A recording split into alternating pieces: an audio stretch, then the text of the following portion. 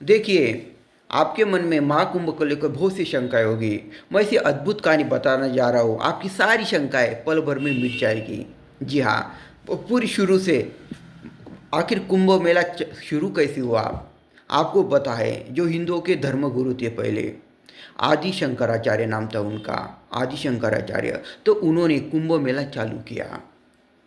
इतिहास 100-200 साल का नहीं, 850 साल पुराना इतिहास है कुंभ मेला का। 850 साल पुराना इतिहास है। उन्होंने देखा कि परकीय लोग आकर परकीय आक्रमण हिंदू संस्कृति पर, अपने मंदिरों पर करते हैं, तो उनकी रक्षा करने के लिए कोई तो चाहिए। तो साधुओं ने, और ख़ासकर नागा साधु होते हैं उनमें, तो नागा साधु ने शस्त्र उठाया। सभी शस्त्र कला में वो पारंगत होते हैं। आपने देखा होगा अभी उनके पास तलवार होती है, उनके पास लाठी चलाने की कला, तलवार चलाने की कला। तो वो नागा साधु, किसी ने आक्रमण किया हमारे मंदिरों पर, संस्कृतियों पर, तो युद्ध करते थे। अंग्रेजों से भी उन्होंने युद्ध किया है, अंग्रेजों से भी उन्होंने युद्ध किया है। तब से हमको साधुओं के हाथ में वो तलवार वगैरह वो शस्त्र दिखते हैं। तब से वो परंपरा है, शस्त्र की परंपरा तब से है कि कोई भी आक्रमण करेगा हमारी हिंदू संस्कृति पर, तो हम लड़ना भी जानते हैं, हम प्रेम से रहना भी जानते हैं, लड़ना भी जानते हैं। इसलिए हमें शस्त्र दिखाई देते हैं उनके हाथ में। और कुंभ मेला 4 स्थानों पर ही क्यों होता है? इतना बड़ा भारत है, 4 स्थानों पर क्यों होता है? उसकी भी बहुत ही मनोरंजक पौराणिक कथा है। एक बार देव और दानव के बीच समुद्र मंथन हुआ। मेरू पर्वत लिया, समुद्र में उन्होंने डाला, शेषनाग की बड़ी रस्सी ली, एक तरफ देव एक तरफ दानव। 2 चीज़ें निकलेंगी समुद्र मंथन से, उसको हम आपस में बांट लेंगे, ऐसा उन्होंने निश्चित किया। तो एक एक चीज़ें निकलने लगी समुद्र मंथन से। गौ माता कामधेनु निकली, कल्प वृक्ष मनोकामना पूरी करने वाला वो निकला, और आखिर में घड़ा निकला, घड़ा कुंभ, कुंभ निकला। वो कुंभ अमृत से भरा था, वो कुंभ अमृत से भरा था।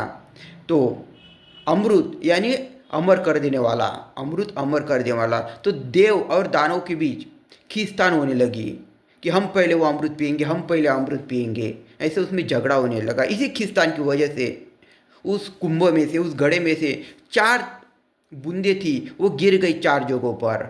एक बूंद गिरी त्र्यंबकेश्वर नासिक में, दूसरी बूंद गिरी उज्जैन मध्य प्रदेश में, तीसरी बूंद गिरी हरिद्वार, और चौथी बूंद गिरी प्रयागराज उत्तर प्रदेश में।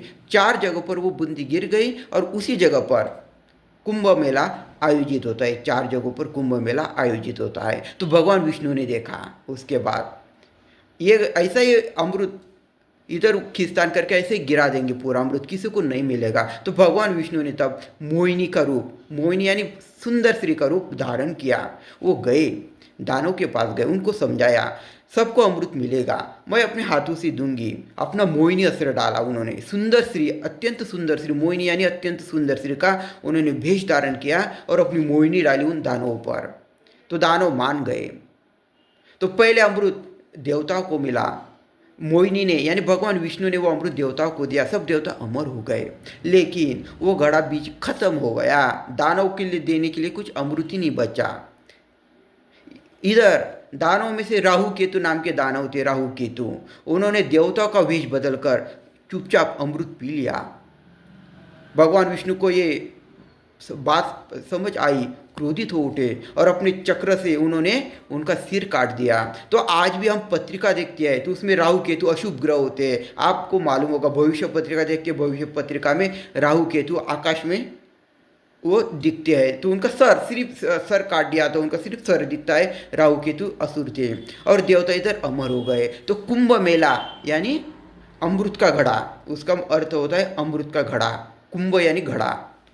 तो इसी वजह से उसका नाम पड़ा कुंभ मेला। और इस 4 जगहों पर कुंभ मेला आयोजित होता है। और महाकुंभ मेला ध्यान में रखिए, सिर्फ प्रयागराज में आयोजित होता है महाकुंभ मेला। दूसरी जगहों पर आयोजित होता है सिर्फ कुंभ मेला रहता है। 3 जगहों पर नासिक, उज्जैन और हरिद्वार में होता है सिर्फ कुंभ मेला। लेकिन जो प्रयागराज में होता है उसे महाकुंभ मेला बोलते हैं। महा क्यों?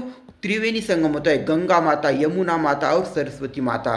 सरस्वती माता अदृश्य रूप से होती है उधर, उनकी वो जल प्रवाह दिखाई नहीं देता हमको। आज भी वो किधर है वो समझ में नहीं आया उनका जल प्रवाह। तो गंगा, यमुना और सरस्वती तीनों नदियों का पवित्र संगम है, वह डुबकी लगानी होती है श्रद्धालुओं को, इसलिए उसे महाकुंभ मेला, प्रयागराज का महाकुंभ मेला।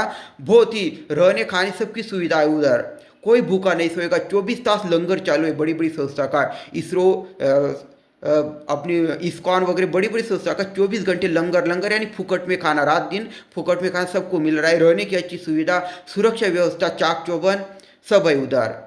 और प्रमुख सिटियों से उधर जाने के लिए फ्लाइट है, सब है उधर। तो आपको जाना हो तो बुकिंग कीजिए और फिर जाइए, नहीं तो आपको मिलेगी नहीं। तो ये थी अद्भुत कथा। कुंभ मेला 4 जगहों पर ही क्यों होता है, उसका आरंभ किसने किया। अब मुझे आशा है आपके मन की सभी शंकाएं निरस्त हो गई होंगी। ज़्यादा से ज़्यादा ये शेयर कीजिए, जानकारी अच्छी जानकारी लगे तो सब्सक्राइब कीजिए, शेयर कीजिए और लोगों को बताइए हमारा पौराणिक इतिहास कितना महान था, हिंदुओं का इतिहास कितना महान था, कुंभ का इतिहास कितना महान था। कीजिए शेयर, धन्यवाद। और लीजिए खूबसूरती, आनंद कीजिए शेयर, धन्यवाद।